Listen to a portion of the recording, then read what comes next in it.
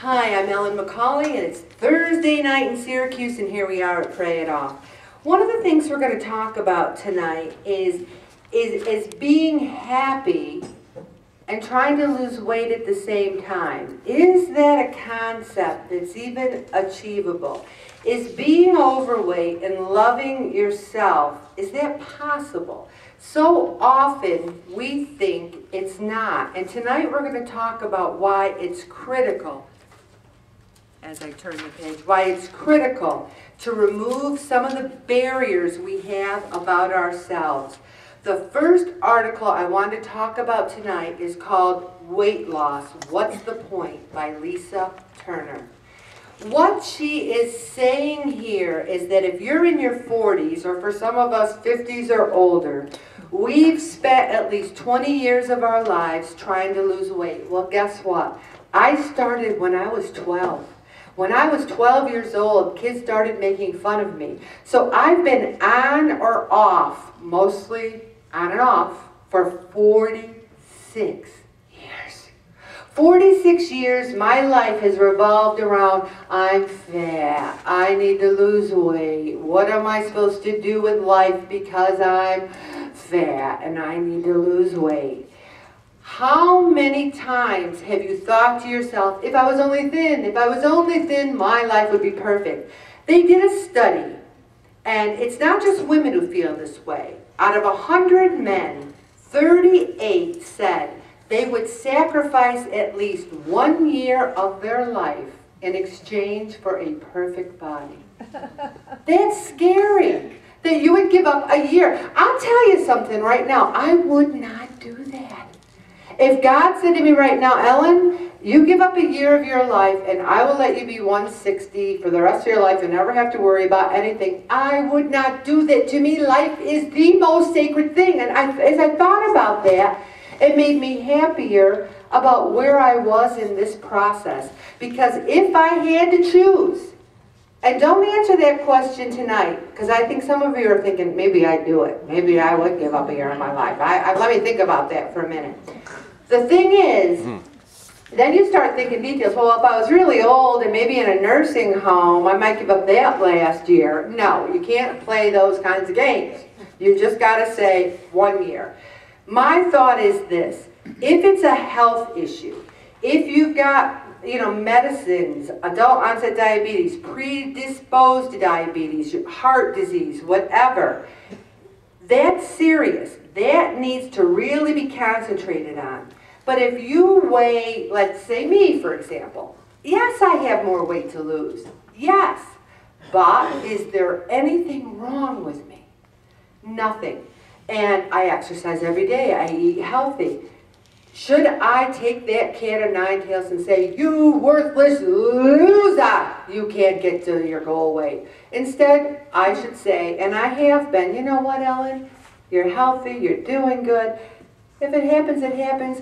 I am happy. I am not preoccupied with it. Do I make choices not to go to things that might have too much food or make dates with you gotta work. This is work.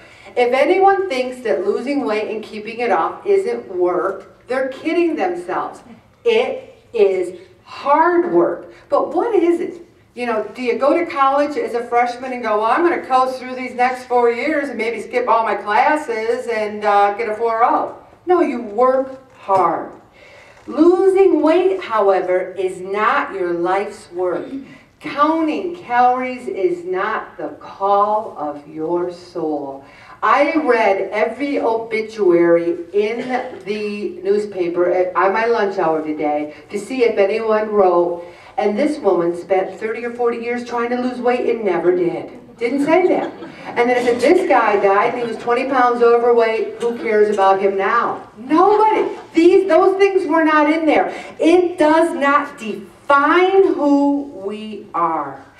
What we need to do is say, how can I live the most fulfilling life, love myself, and still get healthy? When you come into that scale and you say, I don't know how I am, I'll tell you in a minute. That number on that scale should not define how you are. It is going to be the same whether you were here or not. I myself had one extra thing Saturday night. We went to a dinner theater. It was a dessert theater. And I said, you know what? I haven't had one dessert since Christmas. I looked at them all. I took what I thought was the least caloric dessert, enjoyed it with dignity. And today, when I weighed in, I gained 2 pounds. And I turned my head to heaven. Are you kidding me? I can't have one dessert. That's what's going to happen. I rode that bike every day. I had fish. I did everything right. And then I remembered the topic for tonight. I reeled myself back in and I said, it does not define who you are, Ellen. It doesn't mean you're a failure. It's the number du jour. Will there be a different one next week? Yes. Do you wish you could go back in time? You can also overdo it to the point where you feel you are deprived. Poor me, I can never have a dessert. Poor me, I can never zig or zag because I'll get crucified for it. You just got to go with the flow. And I love this line here.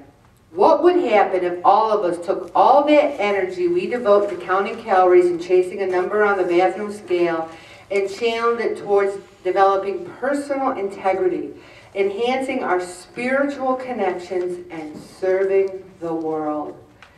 If people ask me what I feel the greatest thing about Pray It Off is, I say it's the best group of people I've ever met in my entire life. That's the first thing I say. I don't say that I've lost 2,900 pounds. I don't say that. I say it's the best group of people.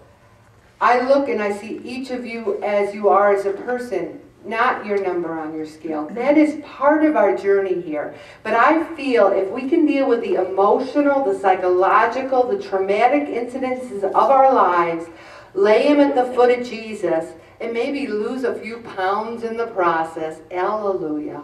That's what we're doing here. And I'm going to stop there, Bobby.